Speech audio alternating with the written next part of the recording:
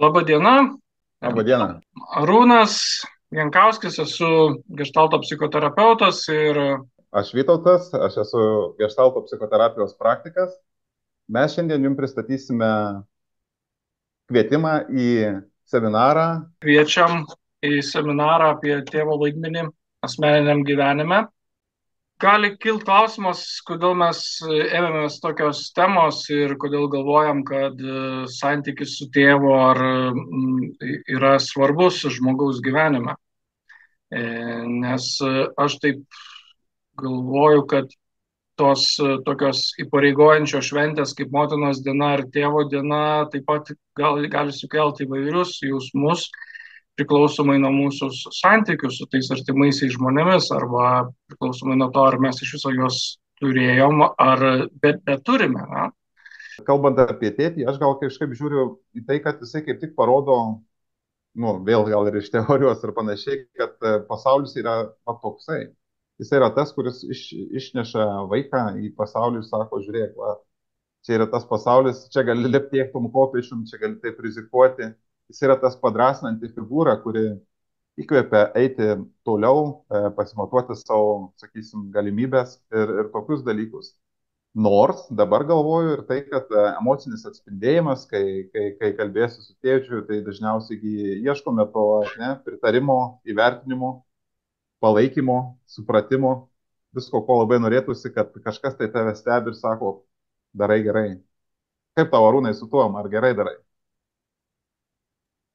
Aš vadovaujuos dabar galbūt ne išoriniu kažkokiu palaikymu, bet yra galbūt vidinis, ne tas toks organizatorius arba galim sakyti vidinis tėvas, Mhm.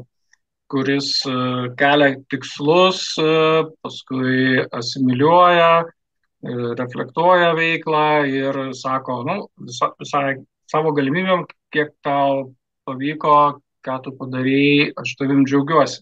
Ir, Taip. ir tas vidinis autoritetas tame, kad tu pats renkiesi, kas tau yra vertinga, prasminga ir kada švęst įvairias šventes. Ne tai, kad tau kažkas sociumas ar kažkokia visuomenė įpareigoja. Mhm. Mhm. Aš kažkaip tik irgi atsiminiau dabar, kas būtų mano, sakysim, iš mano augimo ir iš to momentai su tėčiu yra tokie, kai aš dabar kažkaip su tokiu, žinai, švelniu džiaugsmu ar liūdėsi, net nežinau, tiksliai nepasakysiu, bet aš atsimenu, kada jisai parodydavo savo pažeidžiamumą.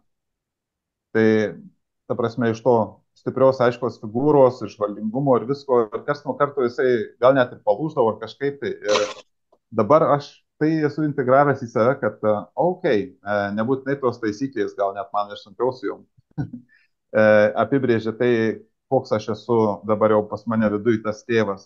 Man dar labiau apie tą jautrąją dalį, kad, žiūrėk, gali neišeiti, gali būti blogai ir gali pabūti su tuo sunkumu, gali nubraukti ašarą.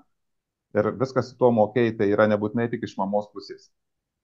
Aišku, būna ir taip, kad tos rolės tėvų, kuriuos turėjai, jos gali būti visi susimaišę. Mama būtų labiau vyriška, tėtis gali būti labiau moteriškas ir panašiai. Kaip apibrėžti? Bendravime žmogaus kokie svarbiausi poreikiai. Tai būti išklausytam, būti suprastam, prieimimo, pagarbos, nepriešiškumo poreikis, saugumo jausmas, priklausimo, kad aš priklausau tam žmogui, su juo turbūt tapatinuosi arba jisai man yra mylimas, svarbus. Poveikio, kad aš esu svarbus, kad manęs klauso ir galbūt netgi aš įtakoju aplinką ar ten šeimos gyvenimą. Autentiškumo Mhm. poreikis, kad mane priima su mano emocijom, su mano savybėm, intelektiniais, intelektu ar ten gebėjimais ir pripažinimo poreikis. Tai Mhm. tame, kad vertina ir įvertina mano veiklą, mano pasiekimus ir džiaugiasi. Mhm. Tai jeigu taip žiūrint, tai aišku, galima tada pasiklysti ir tą patį puikiausiai gali atlikti ir tėvas, ir mama. Bet aišku, jeigu mes žiūrim dabar tradiciškai arba psichoanalitikai vis tiek pabrėžia tame, kad yra konkurencija tarp berniuko ir tėvo. Ir ta, Taip, ta, taip, tarp mergaitės ir mamos. jo, tai šita tema irgi yra įdomi ir svarbi, bet mes turbūt siūlau nesiplėst gal, kodėl yra aktuali tas uždaras užsiėmimas, kurį mes siūlom nuotoliu ir kuo gali būti žmonėms, tiek vyrams, tiek moteriams gali būti naudingas. Mhm. Aš gal prieičiau per patirtį, kurią galima būtų patirti šitam seminarė ir per praktiką, ir per santykį. Apie tai, kaip yra būti, apie tai, kaip yra, kaip sakysim, aš, kaip tu, Arūnai, kaip mes suprantame, kaip jaučiame, kur yra tėtis, pasidalinti tą pusę. Plus, aišku, ta dalis apie tai, kas yra šiuolaikiniai psichologijoje ir panašiai, iš vis yra kokia tėčio tema. Tai gal tu čia galėtum daugiau.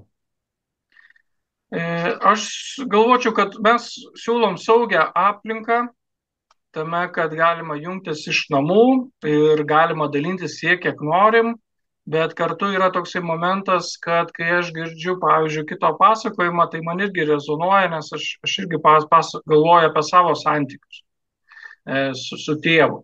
Tai tikslas būtų tiesiog, kad saugiai pasidalinti ir galbūt ar tai buvo sunkus, ar tai santykis, ar tai buvo lengvas, ar toksai palaikantis, ar džiaugsmingas. Nes man įdomu, bet ir turbūt irgi svarbu tame, kad galima ir pasidžiaugti. Ne? Galima pasidžiaugti, galima paliūdėti, galima papykti ir galima įvardinti, kad aš kažko neturėjau arba man trūko. Čia labai svarbu, nes emocijos, kurios buvo užspausta anksčiau ir jos likę viduje, jos galėtų būti pamatytos, tai išlaisvina. Siūlom tokią saugią erdvę, tik tai galvojam 20 žmonių. 20 žmonių, kad kiekvienas galėtų pasidalinti, būti išgirstas, išklausytas. Tai nėra taip griežta prasme kažkokia terapinė grupė, ne? Tai būtų gal toksai seminaras, uždaras seminaras su konfidencialumo sąlyga ir su atvirumu tame, kad dalinamės ir kad dalyvaujam atidarytam kameram. Taip. Visgi psichoterapija stiprina vidinį autoritetą. Taip.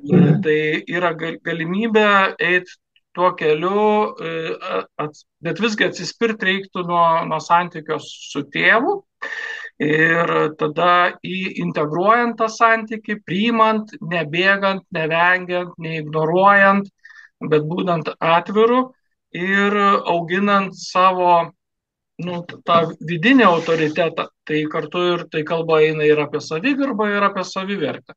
Birželio 19 dieną, ketvirtadienis, tai yra nuo 6 vakaro iki 9. Su pertrauka ir su galimybė pasidalinimo ir pokalbį. Ir laukiame jūsų, tikimės įdomaus, prasmingo kontakto, skanaus pažinimo, gal neskanaus, ir kelionės į save, į pažinimą savyje tos dalies, galbūt šiek tiek pamirštos, kuri galėtų būti jūsų tėvas taip pat. Ir išgirsite ir mano ir Vytauto pasidalinimus ir pranešimus ir gausite užduotis, galėsit pasidalinti savo išgyvenimais, savo patirtim, savo jausmais, savo matymais, savo mintimis ir savo elgesio modeliais. Detalesnį informaciją galite rasti profiliuose, gal Gestalto terapeutas Arūnas. Vytautas Gudaitis. Ačiū Vytautai tau už, kad tu prisijungiai, pasidalinai ir sutikai sudalyvauti. Arūnai, dėkui tau, žiauriai smagu su tavim ir tikiuosi mums bus labai faina ir toliau, kai susitiksime birželio 19 dieną, 18 val. Ačiū, laukiam visų.